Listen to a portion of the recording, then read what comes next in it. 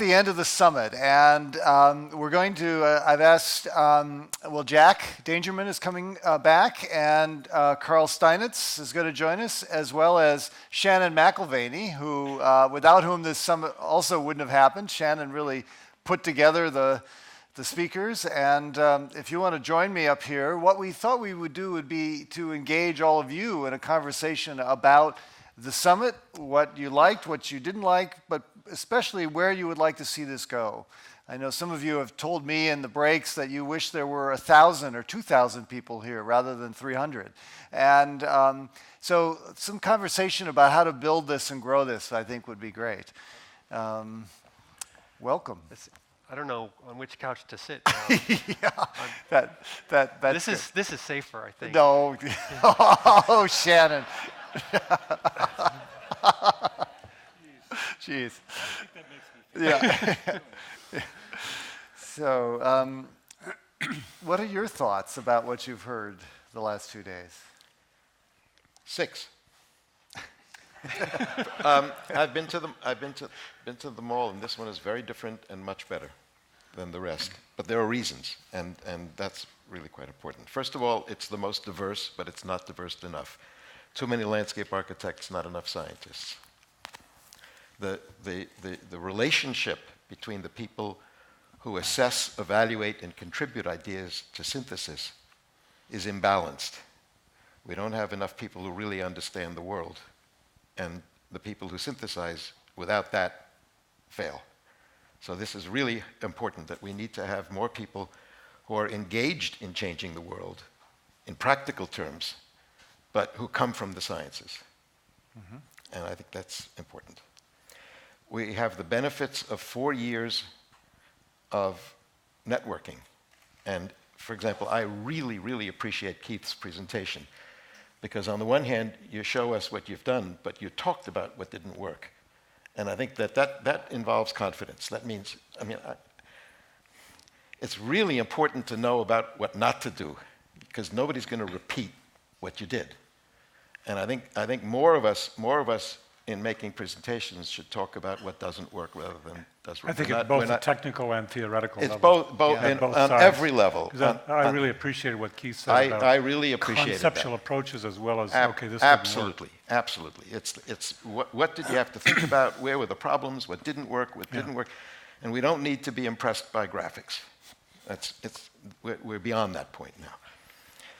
The other thing is the perception of people is different over these 4 years. I mean, I think more people understand that there are serious issues, mm-hmm.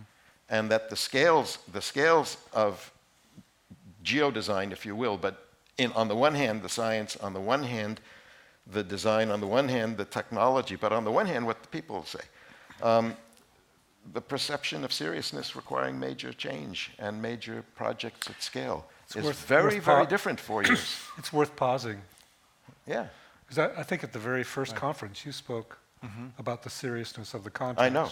Mm-hmm. Totally right. It's always been good. Like a little dark cloud over my head. Yeah. Sorry about that. World's going to hell. Yeah. But we heard that from Janine, too. I mean, Janine was quite a wake-up call as well.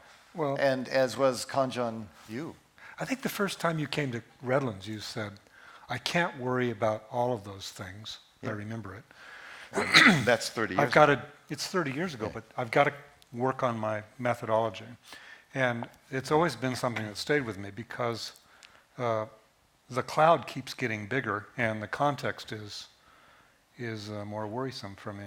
So yeah, do you share this seriousness? Well, I think most people do. I mean, it's not just us. I mean, it's not just us. It's broad in the land. And I think you bringing it out is important, because you are, to me, the hope. Yeah. I don't really see politicians getting us out of it. Yeah. I don't see, who else is going to do it other than people who are actively engaged in the transactions of design and change. I don't see it that way. I think that our role is to provide model experiences so that politicians see what works, and then they'll be forced by popular demand to make bigger changes. I think the go along Hempstead with that. example is a good example. If you make the Hempstead project work, then Roslyn will follow, okay? And Good footprints. it's good footprints, and that's risk. That's risk that all of us take professionally. I mean, we all do that. But that's only 200, 300 people. And maybe if you add the Chinese version, the European version, and you've got... Kungjan and I had lunch 4 years ago, and I asked him to make a number of how many people who understand geodesign, basically around my model, not your models, my model. How many people do you need? And he came up with a number, and I came up, and we wrote it, and we both had 10,000 right now. Right now, you could find 10,000 jobs for people who can do the kind of stuff in some mix that's going on right now. Okay. Now, that to me says the leverage is education and model projects. So you can work on Singapore, I'll work on Ohio State. Okay? I'm serious. As a university. No. As I decided 10 years ago, I no longer wanted to teach students. I wanted to teach teachers, and that's what I'm doing. Because every one of those has 30, and every one of those has 30, and every one has 30. Yeah. And I think that's important. That's why I think what Kellyanne did and what Shannon did in setting up, the academics, the deans, the chairman, the active teachers, many of them were here a day before. And we've been doing that every year. Every year. And we're sharing experiences. Some people are experimenting and what works, what doesn't work. Why is this an obsolete way of teaching? Why not do this? And that's very, very important from my experience. I also think the research and development piece is important, which is not just your company, but lots of companies. I'm an honorary professor at CASA at UCL. I see what's going out there about big data by a lot of people who don't know what they're doing except managing big data, okay? And I'm a little data guy, okay? So here's my summary of this. I think we have wonderful tools for people who are confident, sometimes overly confident, that they know what they're doing at the level of the sketch pencil. I think we have very good visualization tools. At the other end, and we saw Bart Johnson's presentation, we have very good tools for agent-based models. We have very good tools for rule-based, the structure of rule-based systems. They can get more subtle and more complicated. I see the void in the middle, which I talked about Tuesday night. I think that the core of geodesign is going to be systems thinking, leading to systems assessment, leading to systems-driven projects as options, leading to synthesis for change, putting the pieces together, leading to feedback iteratively, leading to hill climbing, and then stopping and saying, that's what I can do at this scale. Now let's go down to a pencil and paper analog, and now let's go down to an agent-based model for regional transportation. Check it out. And start in the middle and go outward. Don't start small and don't start big. Start in the middle and go outward. And there are no tools that manage that well right now. Okay? And those tools are easy to make. Not difficult to conceptualize, easy to make. The pieces exist, but they're not integrated. And so when Keith talks about master planning, I think that's where the problem is. I'm not sure his city is in the right place. Okay? And the idea that you have a systems orientation that gets you the basic strategy, and then a rule-based structure that knows why the rules are there in the first place, then you've got a possibility. And that's where I see it probably in a year, okay? And then you need a hell of a lot of experience. And what we ought to be doing in these conferences is having two kinds of sessions, probably mixed. Things that work and things that don't work. And the study of, I wrote a paper 30 years ago on why history should be the study of failures, not successes. And I really believe that, okay? And people should be able to talk and say openly, we're colleagues, we're friends, and at a level we're competitors, make no mistake about it. But the whole is more important than the little pieces. And I say that as an old person with a lot of experience. I don't need to start a firm. Well, as an old person, some of your life was successful and some of it was was failure. yeah. So I think it's not fair to separate. Let's have the session on failures and No, but mix them because up. everything is success and failure. It's a mixture. And in fact, failure is Sure. success because we know something We about learn. it. We learn it. I think That's the that feedback kinda- mechanism. We that need kind our of- own feedback. Right. So maybe a different way to say it, Carl, would be as we make our presentations, it ain't all so good. This is where I screwed up, just Yeah, like exactly. You Keith learn did. an awful lot by that. I learned so much from that. Yeah, It's, me too. It's good. Me too. I thought both of our keynotes were incredible. Yeah, exactly. Both days. Janine and I think Kunjian has left, but they were amazing. Yeah, so thank you. Amazing Yeah, talks. indeed. Yes.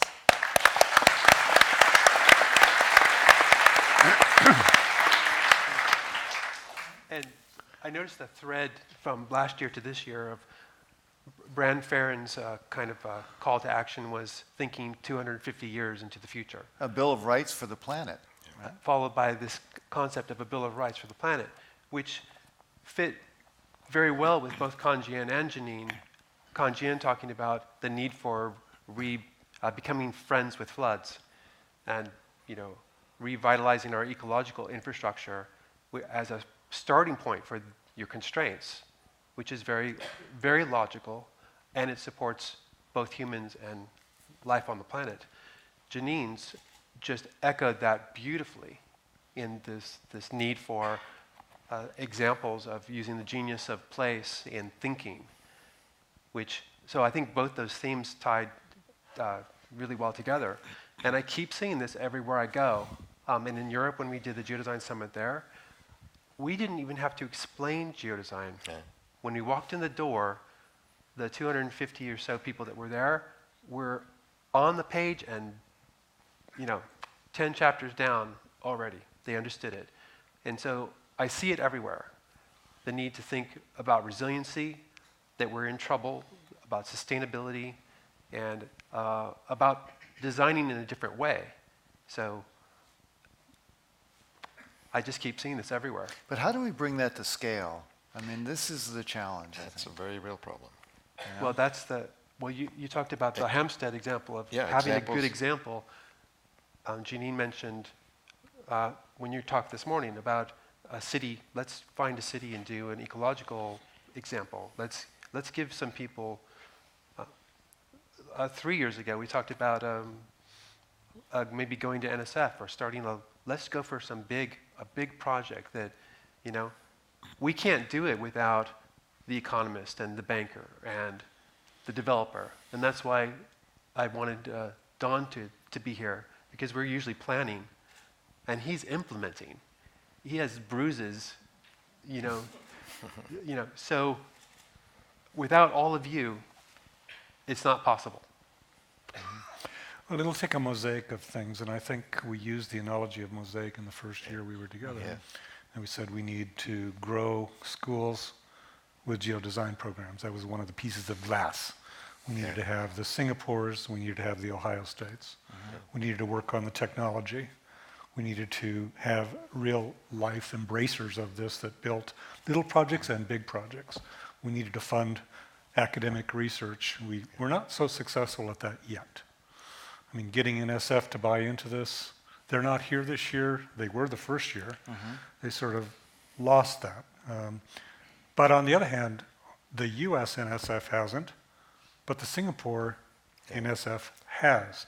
And the Chinese government is throwing money at it. And so it's going to happen. It's just not exactly how I thought it was going to happen. It's another piece of glass into the fundamental research about design and geodesign on top of that. Right. There was a dinner meeting on Monday night, which Shannon and I organized, of the people we knew who were here, who were deans and chairmen.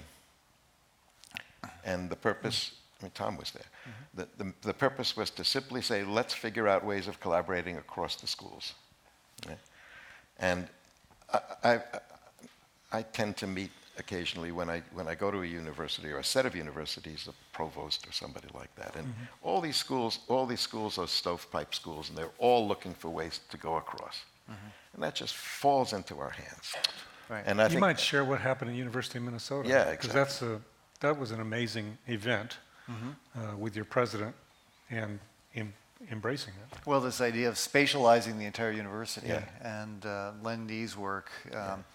How do we spatialize knowledge and understand it as ecosystems? So, should we also involve? We'd love to hear from all of you. Exactly. You've just sat through a few days, Yeah, and but I think also let's ask for a few questions. Yeah. I mean, Yeah. feedback on the conference format. Did we have enough airtime, space and time, breathing time, discussion time? Or was it all talking at you too much? These are things that we need to, in the few minutes that we remain, how about next year? What do you want? What do you not want? Yeah. could we have engaged you more? I mean, you're all so knowledgeable. There's a question here. Wait for the mic. Yeah, I have a comment in that the engagement time outside and the breaks and things like that, the lunchtime was really valuable, but it was really hard to find necessarily the other people that you would like to meet and talk with. What would you suggest? I'd suggest something that is closer to maybe like a 1 hour period where you can do something closer to one of the food camp or wear camp things where you suggest a topic and you see who shows up for it. Kind of, anarchy, but, it's kind of a place to collect, if it's not raining, we could be, it could just be outside at a courtyard or something like that. Okay, good idea. You going to capture these, or who's going to capture them? it's on video, I hope. Good. Yeah, it's on video. We're all being Okay, good idea. Yes. Another one over. I responded very much to the perception I had of your urgency about this, and there's so many people here that we really need to collaborate. Somehow, I'm in like a master list of who we are, so that we can That's a very communicate good with each idea. other would be really critical. Okay. Yeah. Everybody agree to Yeah. share Is that your okay name to and share email your- and stuff? Anybody who doesn't want that? Well, let us know. But Yeah. Okay. yeah. And actually, the interesting, there's half the people here are new, and there have been 3 meetings before, so there's at least twice as many people who have been involved and are involved in one way or another. And yet, I think Janine's observation, we are really a community. I mean, this is a community, people, so we do need to share. Okay. Others? Yes. Uh-oh. A thought about possibly looking at sociological aspects, and here we're following, in a sense, talking about how to deal with the growth of cities.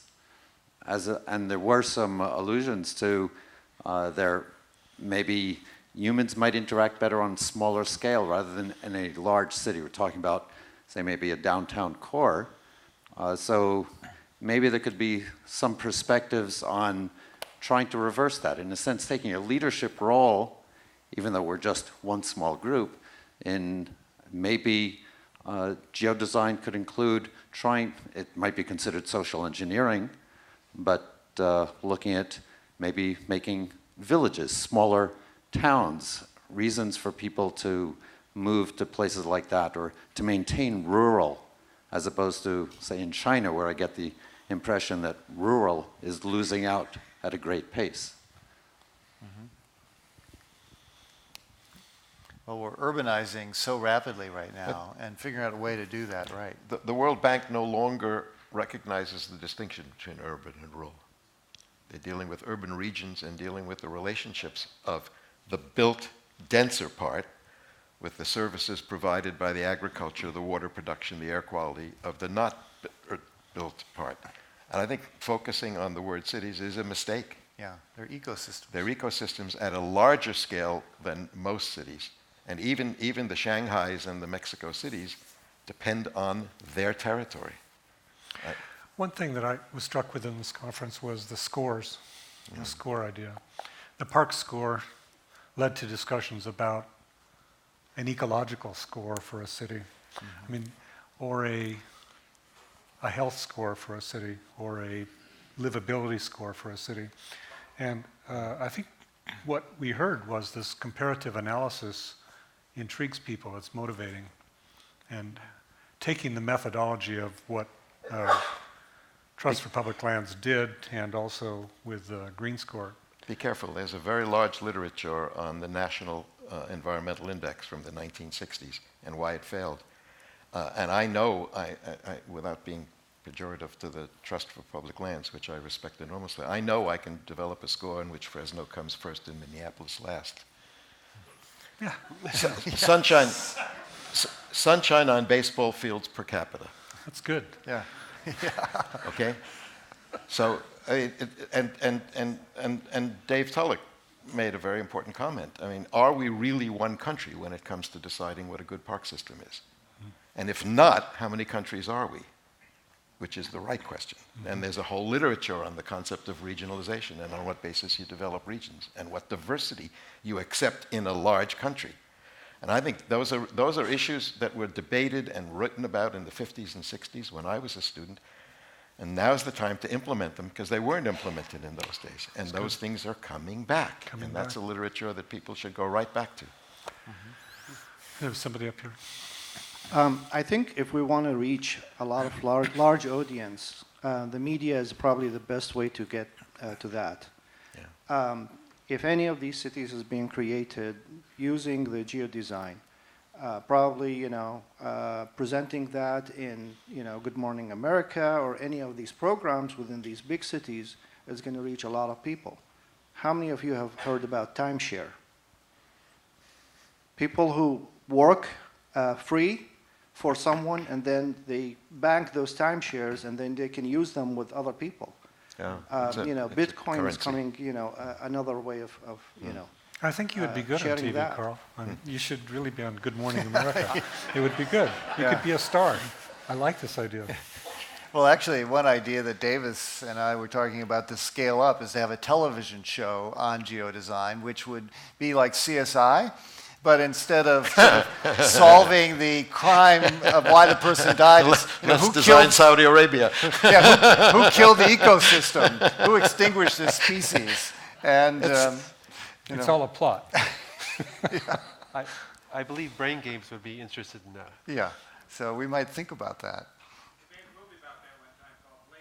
Yeah. Yes. Yeah. I also think that there's a leapfrogging opportunity. I think most of the practical current interest in geodesign is in Europe and America, where the institutions are relatively stable and safe, but the real need isn't there.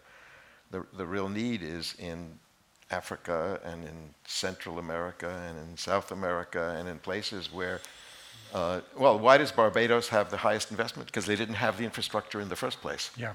Okay, so you have the possibility of leapfrogging what you teach professionals and how they operate and how they design the systems for managing their growth, taking into account the failure of the generation that we are, in a sense. And I think that that's the real opportunity. And I think that the schools, why the hell go to Harvard? You need to build the institutions in Montevideo. You need to build this in Budapest. You need to build the institutions in places where the real problems are. And that's hard, but more of us should be doing it. What did you think about Janine's idea of a BIS along with GIS, a biological information system? I don't make the distinction. Yeah. I agree. Okay. Mm-hmm. They should be totally agree. completely wedded together. Mm-hmm. Social information is inside of a GIS, and biological information in GIS, hydrological. These you are had all the parameters of geography. You had 3 talks this year which had subtexts which were not present previously. And that is over-complexity. And the need to take something that is complex, which we recognize as complex, maybe too complex, and yet act within it in a way that ordinary people understand, including us as ordinary people. That's a really interesting problem. And how much time does it take? There were 3 presentations on short-timeness. Mm-hmm. And then there were a couple of presentations of 5-year projects of great research. And the balance between those and at what work, where are the pressures on us, and at what level do we simplify, and how do we feel confident about our simplifications? Those are going to be the next generation of psychological issues in geodesign. And I think we ought to be starting to think about that really seriously. So I think we have a question back here and How then much one over data here. do you need is the question. So go ahead. I have a quick question. Just a small observation on my part was, this is my first geodesign conference. I work for the Cape Cod Commission. We came last year and actually talked a little bit last year too. And so some of the same sentiments were expressed to me last year after they came back, and we were just curious. It seems like there's very few government officials here at these conferences, and maybe I'm wrong, and I just didn't contact or see you through my groupings. But it seems like there's a lot of private industry here, and there's a whole lot of academic here, which is great. But I don't see a whole lot of just government people. So I didn't know if any of the four of you might have some ideas on maybe why government hasn't shown up to these guys yet. How many are from the government here? Can you just show of hands? Do we have one, He's right. 2, 3, 4, Five, 5, six. Right. 6? So a handful. We have a handful. Yeah. So we the, had the first couple of years, we had many more Yeah. from federal government, Yeah. Army Corps, EPA, Yeah. USGS. travel restrictions have been a big issue. At the federal level particularly. Yeah, and even our local, there's The other folks that- issue is design a major field in government practice or public service. They often outsource design to accomplish projects ranging anywhere from landscape to buildings to plans to. Yeah. So it is an engagement of the private sector, and the academy is the foundation for creating designers. Yeah, but you've got to develop a core of clients Yeah. who know to ask for what they know they should ask for. In contrast to that, if we look at the general GIS community, 60-70% of GIS users are government-based. Yeah. They're public servants, and they collect data, they manage data, they analyze data, they do make decisions. The gap that seems to be there is they're not moving into design. I agree. And I think that's the real opportunity that I was talking with John Jen on Monday about this, or Tuesday. One approach is this top-down, educating everybody, getting everybody to understand this thing. And he was sort of pointing out that technology has a role because technology is the thing that actually becomes pervasive first. Yep. And this has certainly been my career, is building a product that ships in volume made a difference because people would buy it, they would adopt it, they would learn the methods as they purchased this technology and adjusted it. So the concept I've always had is that we build geodesign on top of or in association with, in other words, bring the methods into the technology. So the technology goes out to several million people. Bang, they start to use it for agriculture, for engineering, for all sorts of things because it shows up on their screen. Right. There's a structured methodology that shows up on their screen. They begin to use it just like we did with email or like we did with CAD or like we did with other database technologies. So for me, this pervasive spreading has something to do with the magic of building it as a product shipping in volume. Yeah, but even your company is built on industry-based silos. Sure. And the realization that those silos have to get together is of equal, if not superior, importance than the sustenance of those. It's a really... And it's a structuring of our society Yeah. that's present and that's not present. It's something that's going on in my mind almost constantly. Because people that buy the GIS technology, they're vertical. I know. Often. Or we talk about them in the business domain. The forester, the Exactly. water guy, the Exactly. science person. Exactly. But there is this other part of our community, and you've seen it at the conference. I know. They're GIS users, and they are the GIOs. The first GIO in the world happens to be in the audience. That's Karen Siderellis. She was the first GIO in the federal government in Department of Interior. And her job, or the concept of a GIO, is to take the multiple departments and feather them together like a accounting system does for all the different, ERP sorts of functions in an organization. So I realize that it's the business function that attracts people and makes them excited by it. But there is this other enterprise GIS dimension or culture that actually exists and is emerging. How we play out geodesign is intriguing, because which of those two do we go with? Well, you got to go with the mission first off, because the engineer designing da-da-da-da-da-da, or the planner designing da-da-da-da-da-da, is going to do it in the mission space. But there is a kind of GIO IT person that if we got to and wired them into the understanding that geographic design is a cross-cutting thing on their cross-cutting databases, we could do some interesting, it's a new kind of career. It's a geodesigner at the enterprise level. That's kind of like a strategic planner or somebody who really knows about the workflows and decision-making across the organization. I think what's going to happen is that people are going to force their government to perform, and that the private sector will diminish in importance, and that government will reemerge as the enterprise which is responsible for geodesign. And what level? States, counties, and Europe watersheds, because it's mandated by the EU.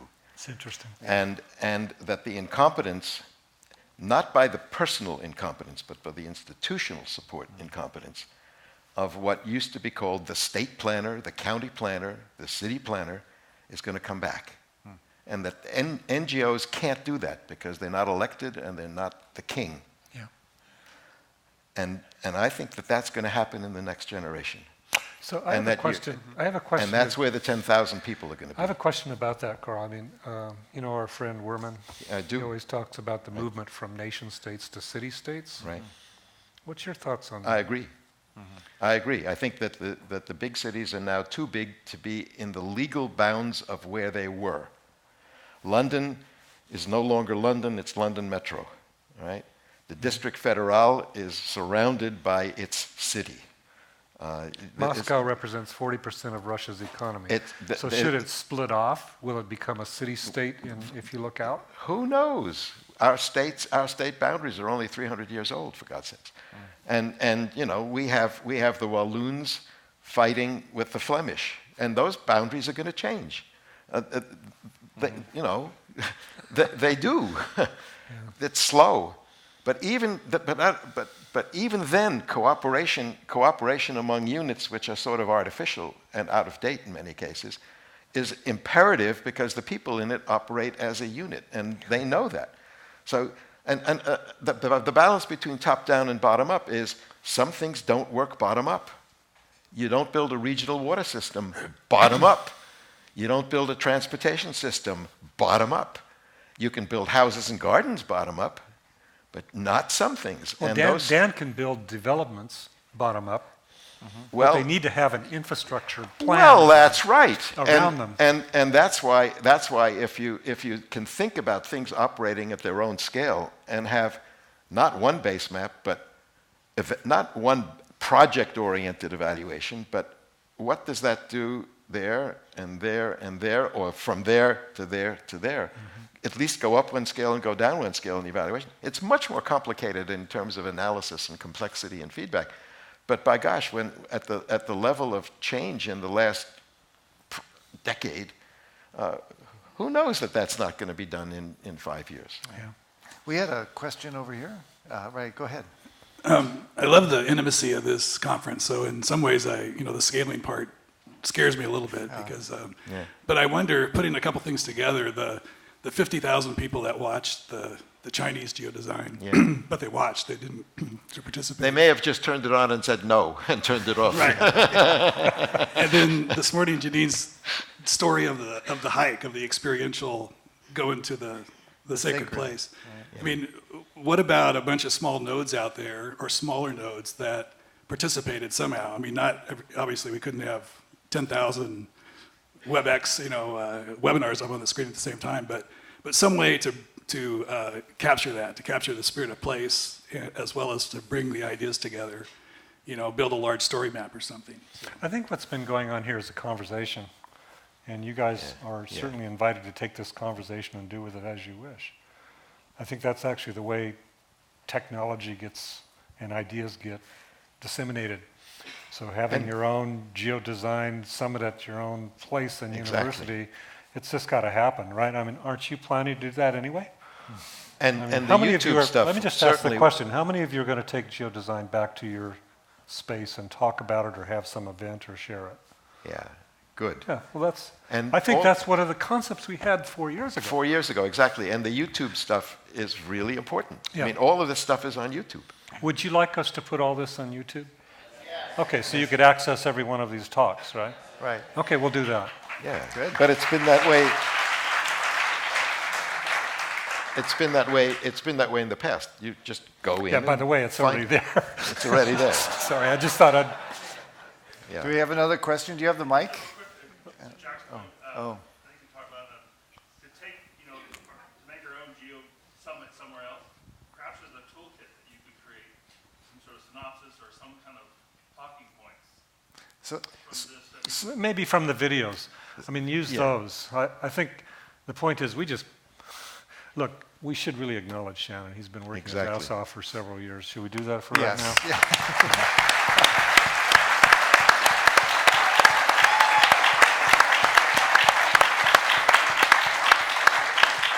And all the team around him, like Bill Miller and Jenny. Yeah, sorry about that. Yeah, the Jenny. real people.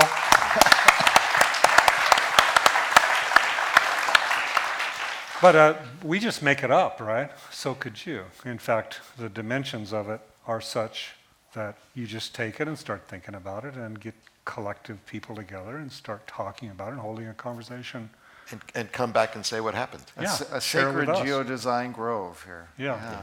There's no sort of TED mantra that has to go on here. Take it and go. Yeah. You can start your own Geodesign X. Right. We have another point here. 3 quick comments on format.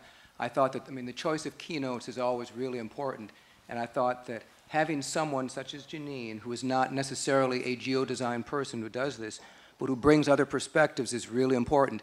Might be somebody in land use law and tenure, anthropology, though they do use geodesign, sociology, something along those lines. To inspire us to be thinking along those lines is really important.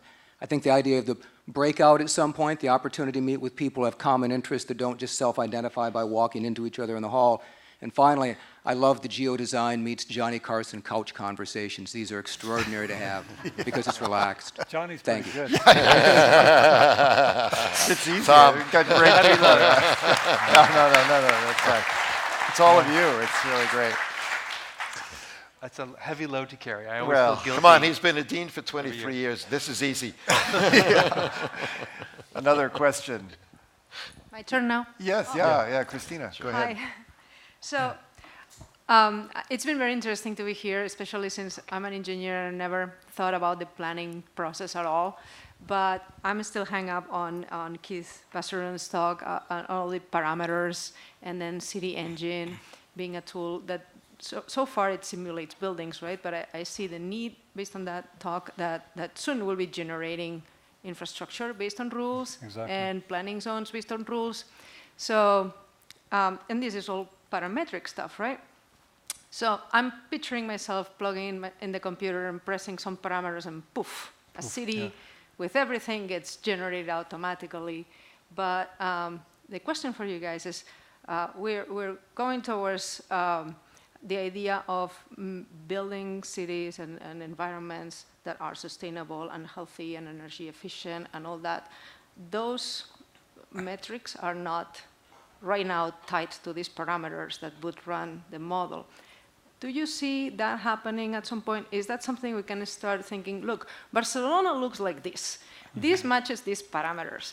And this is this type of, it has these metrics for sustainability and walkability, so that when we have these tools in place, maybe we can start building models based on sustainability parameters instead of just numerical parameters about Absolutely. how this looks. Yeah. I mean, there's nothing in the actual technology framework to limit it. And You can define anything in it with any rule set that you have. It involves creating rules. So it's in its infancy, this whole parametric design platform. So I would encourage you strongly to start playing around with it and extend it. Because it's only a couple years old, by the way. The people who are using the technologies see as a benefit working faster. But those are the people who need to study history the longest. Okay? Because they still need to know whether things are going well or not well. And that's based on experience. And it could be dangerous. So just, you always have to worry. A wise, no longer living colleague of mine once said, you can't hurry time. You can design fast, but you don't necessarily have to say, let's go do it right away. And that there's a caution. There has to be a caution that sits on top of all of the things that we perceive to be benefits.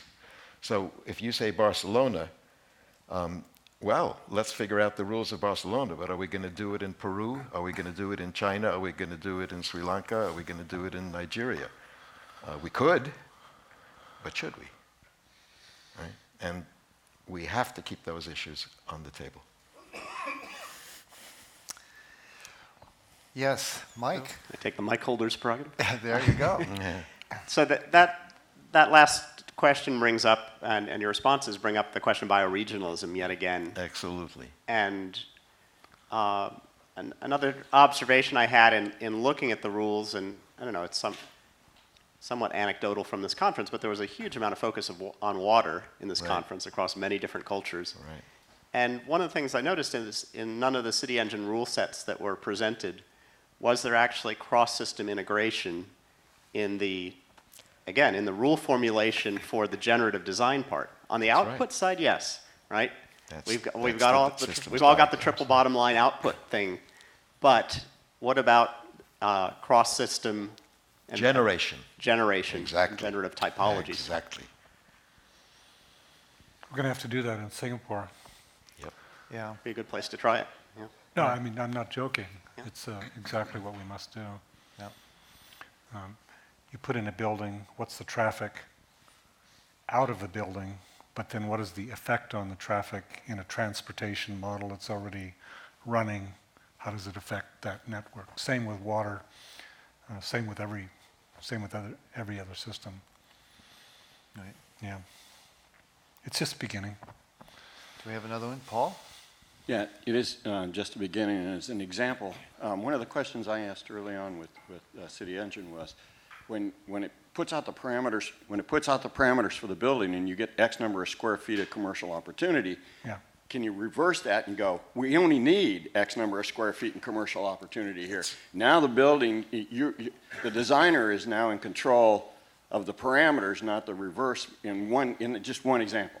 And I think that's what a lot of people are beginning to ask. I think it changes the conversation. As I was saying to Janine this morning, when you come in and you're proposing something and it performs incorrectly and you can do it in real time, the conversation between the public authority and the developer changes. Yeah. So let's just lower a few floors of this building and, oh, okay, now it's acceptable. Or the public authority says, we need to increase tax revenue, therefore we need 3 floors of commercial instead of 2. Oh, now it's back in balance. So it may not be optimizing, but it will change the conversation. Yeah, and it'll change the conversation for the designer. designer. Here's my proposal, and it goes through 3 months of malarkey to a decent conversation between everybody participating. In that sense, Dan, I loved your Don, I loved your analogy of let's get it all together. And if you had this interactive way of holding a community forum where you're really designing with them rather than being at the effect of this or the constraint of that, it will change the conversation. And I want to say just one comment, okay? I was incredibly moved by Janine's presentation. It was just unbelievable. But I was also incredibly moved by what happened on the couches right after that. I honestly believe, Jack, that was an aha moment. At some point in time, somewhere along the way, somebody's going to point back to what just happened there and go, this was an aha moment in geodesign. So congratulations, I think. Yes.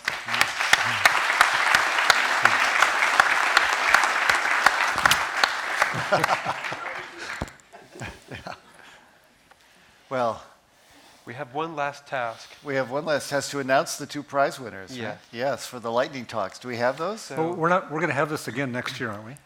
Yes. I hope so. How many of you will come? Most of you, okay. And Tell your spread the friends. word.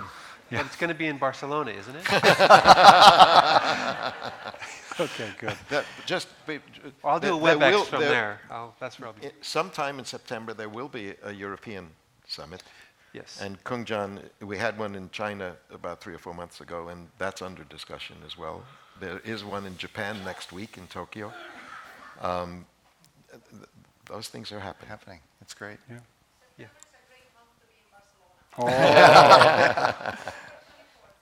Yeah. 24th? I see. So Shannon, do you have the winners? That's where I'm going to go after that summit. Okay. Yeah, so for the first lightning round, and not very surprising because this guy is awesome, but Ryan Perkle. Yeah. Where's Ryan? Oh, there you are, Ryan. Congratulations. Come down here. Yeah, thank you.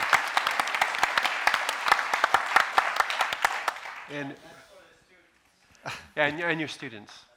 Yeah. And marrying those libraries to what Janine has to do. And then the second winner was Brendan Harmon. Mm-hmm. Yeah. Okay. And his team. Where's Brendan? Yeah. Where's Brendan? Is he? I can't see him. Is he here? Come on. Are you saying we should go to the party already? Yeah.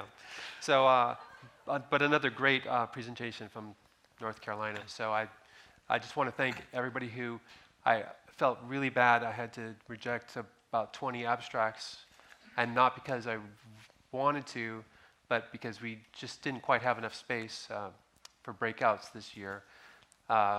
So next year, I'm looking for featured speakers, and I'm looking for speakers of all kinds. So please send me your suggestions. It's one of the hardest parts of the job is finding talent to come and speak and share. So please put out the message ahead of time for us.